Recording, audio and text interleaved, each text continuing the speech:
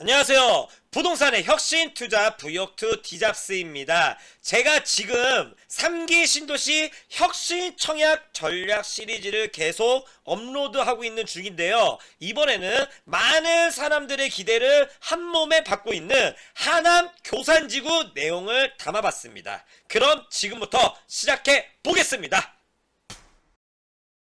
하남 교산지구가 3기 신도시 선호도 순위에서 당당히 1위를 차지했다는 그런 조사 결과가 있습니다. 입지 조건은 중강남으로 불리는 과천지구가 한 수 위라는 데는 이견이 없지만 이 하남 교산지구 선호도가 더 높은 이유는 아무래도 편리하고 다양한 생활 편의시설을 기대할 수 있는 대규모 신도시에다가 주택 공급 물량이 많이 계획되어 있기 때문일 겁니다. 지금 하남의 위상은 날이 갈수록 높아지고 있는데요. 아파트 가격과 토지 지가 상승이 최근 몇 년간 전국에서 상위권에 속해 있습니다. 위례 신도시, 강변도시, 미사 강변도시, 그리고 입주가 본격적으로 시작된 가밀지구까지 서울 동남권에 맞닿은 신흥 주거벨트가 조성되면서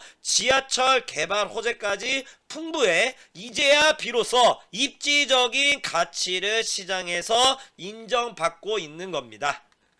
하남이 오랜 기간 대중교통이 매우 열악해서 입지적인 강점에 비해 저평가받고 있던 지역이었거든요. 그런데 교통 문제가 점점 해소되면서 주가가 계속 폭등하고 있는 중입니다. 지하철 5호선 연장선이 얼마 전에 개통이 되었고요. 그리고 교산지구가 3기 신도시로 지정이 되면서 이렇게 지하철 3호선 연장이 최근 확정되었습니다. 또한 추가로 남양주 왕숙지구가 이 미사지구 위쪽에 있는데 강 건너서 위쪽에 있어요. 남양주 왕숙지구가 3기 신도시로 지정이 되면서 지하철 9호선 연장도 탄력을 받게 되었습니다. 사업 진행이 불투명했던 3호선과 9호선 연장선이 이렇게 확정이 되어 추진되면서 하남 지역의 집값 상승은 브레이크 없이 계속 질주를 하게 될 것입니다. 그리고 교산지구 내에 BRT 간행 급행 버스라고 하죠. 이 BRT가 신설이 되면서 각 지하철 역사까지의 이동 편의성을 극대화한다. 뭐 이런 계획도 있고요. 이러한 광역 교통 개선 대책으로 강남권까지 1시간 넘게 소요되었던 시간을 50% 30분 정도로 단축시킬 수 있을 것으로 예상이 됩니다. 이 밖에 서울 세종간 고속도로에 쉽게 접근할 수가 있고요. 외곽순환도로, 중부고속도로 뭐 이렇게 사통팔달의 광역도로 교통망이 요지에 위치해 있어서 이 교산지구는 위례 그리고 가밀 위쪽에 가밀 그리고 미사강변도시 이렇게 그리고 추가로 서울 광일지구까지 이렇게 연계돼서 동남권 신흥 주거 벨트로 주목을 받을 것이 분명해 보입니다. 지하철 개발 호재 때문에 하남의 교통 편의성은 매우 좋아졌는데 해결해야 할 문제가 하나가 더 있죠. 바로 일자리, 산업과 경제 부분입니다. 그동안 하남은 일자리 대부분이 물류 유통 쪽이었거든요. 뭐 그냥 공장 창고들이 즐비했었는데 양질의 일자리 창출을 위해서 지금 시에서 분주하게 노력하고 있는 중입니다. 현재 미사 강변도시에 지식산업센터가 많이 들어서 있긴 하지만 이걸로는 배가 좀 고프지요. 그래서 초이동과 강북동 일대에 미래 유망 업종인 핀테크와 블록체인 복합단지를 조성한다는 개발 계획이 얼마 전에 사전 유출됐는데 바로 하남 퓨처밸리 개발 사업입니다. 위치가 바로 여기인데요. 교산지구가 바로 이쪽입니다. 서울 강동구 둔촌동과 길동에 인접해 있죠. 입지가 너무 좋아요. 바로 위쪽으로 강동 일반산업단지가 있고 그리고 조금 더 위로 올라가면 그림에는 안 보이지만 강일 1지구에 고덕 비즈밸리라고 해서 업무 복합 지구가 또 있습니다. 이거 다 근거리에 있어요. 다 그런 근거리에 있어서 상호 연계하여 시너지 효과를 기대할 수가 있을 것으로 보입니다. 뭐 이렇게 계획대로 잘 개발이 된다면 하남시는 도시 경쟁력을 확보할 수가 있고 지역 경제가 활성화되겠죠. 매우 기대가 되는 사업입니다. 그럼 본격적으로 교산지구에 대해 조금 더 세밀하게 설명드려 보겠습니다. 지금 공개된 교산지구 토지 이용 계획인데요. 이렇게 하천을 고려한 도시 골격 구조 형성을 파악할 수가 있습니다. 지하철 3호선이 뭐 연장이 되어서 역사가 들어서게 된다면 한 이 정도쯤 그리고 여기 이렇게 예산 신설이 될 것으로 예상을 하고 이쪽으로 지금 도시 중심 기능을 배치한 것을 파악할 수가 있습니다.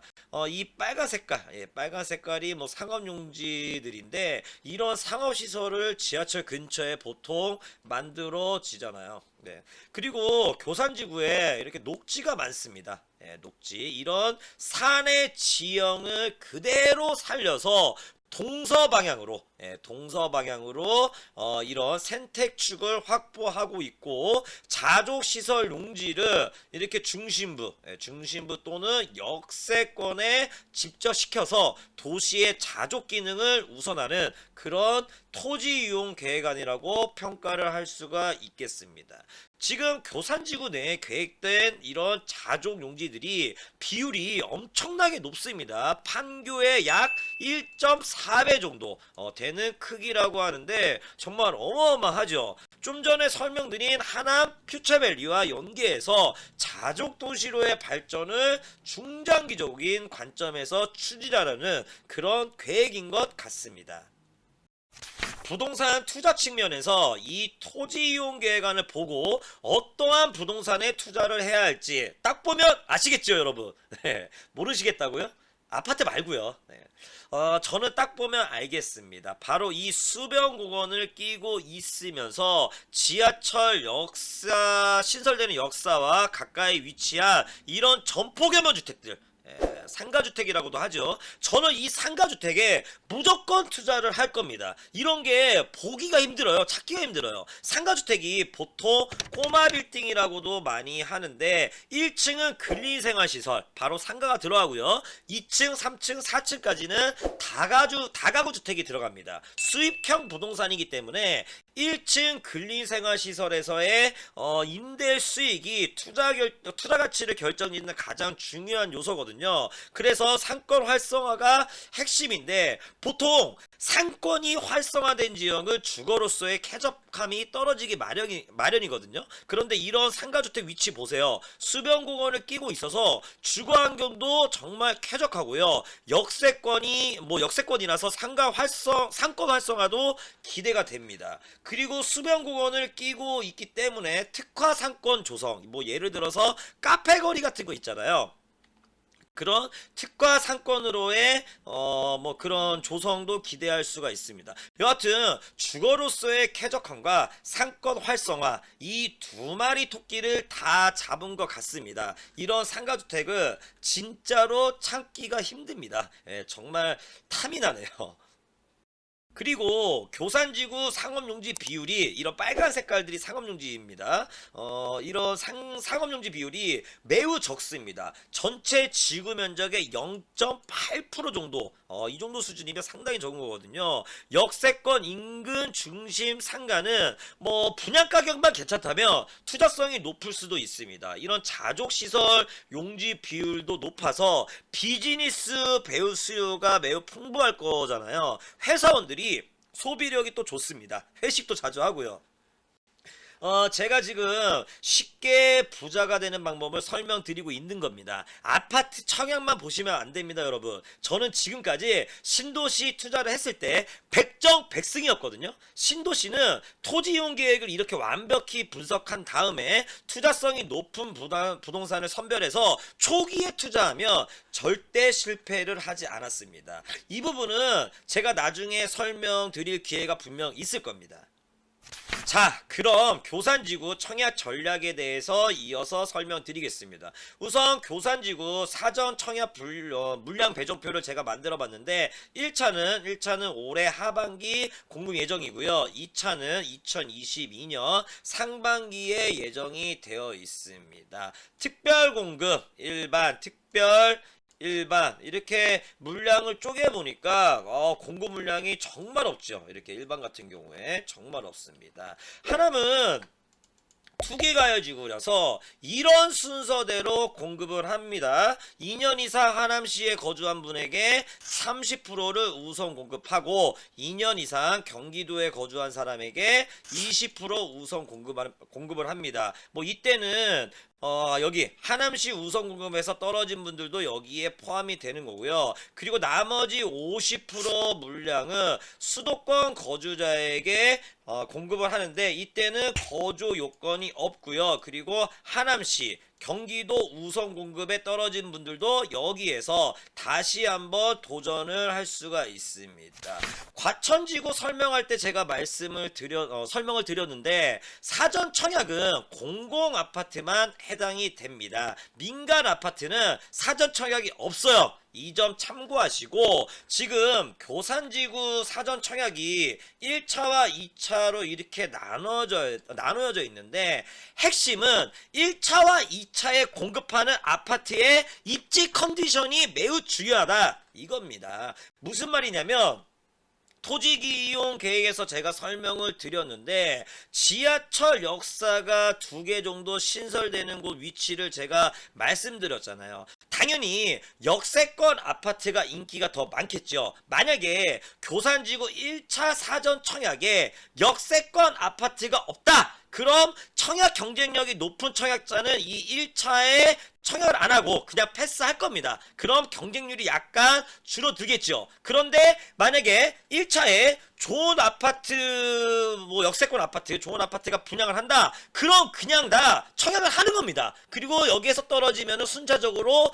2차도 당연히 다 청약을 하겠죠. 이렇게 1차와 2차 사전 청약 예정인 아파트의 입지 조건에 따라서 청약 전략이 완전히 달라질 수 있다는 점 꼭 명심하셔야 되겠습니다.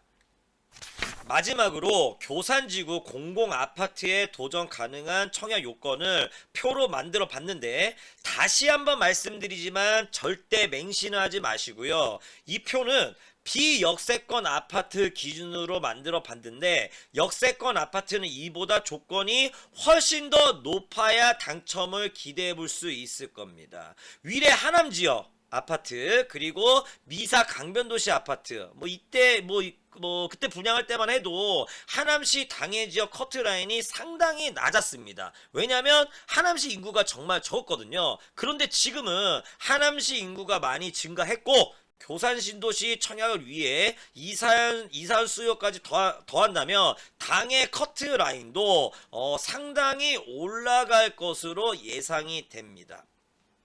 민영 아파트, 민간 분양 아파트의 경우에는 한참 후에 분양을 하겠지만 대략 가점 커트라인이 60점대 중반 이상 64점에서 69점 이 정도는 돼야 당첨을 기대해 볼 수가 있을 겁니다. 물론 입지가 약간 외진 곳은 60점대 초반도 당첨 가능할 수가 있고요. 이 부분은 나중에 청약할 때 분위기가 지금과 다 많이 달라질 수도 있기 때문에 그냥 흘러들으시고 참고만 하시길 바랍니다. 자, 그럼 지금까지 하남 교산 신도시 내용이었고요. 이만 마무리하겠습니다. 감사합니다.